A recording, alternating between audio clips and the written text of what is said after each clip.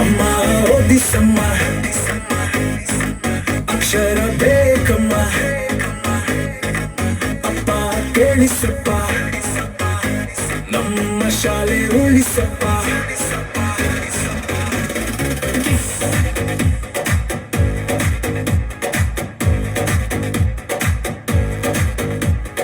ಮಣ್ಣಿನ ದಾರಿಯ ಮೇಲೆ ನಡೆದು ಬಂದೆ, ಶಾಲೆ ಬಾಗಿಲು ಮುಚ್ಚಿರುತ್ತೆ. ಹಳೆಯ ಪುಸ್ತಕ ಕೈಲಿ ಹಿಡಿದ್ರೆ ಹೊಸ ಕನಸು ಕಣ್ಣಲ್ಲಿ ಮಿನುಗುತ್ತೆ. ನಾಲ್ಕು ಗೋಡೆ ಅಲ್ಲ ನಮ್ಮ ಶಾಲೆ, ಅದು ಕನಸು ಹುಟ್ಟೋ ತಾಯಿ ಮನೆ. ಬೆಂಚು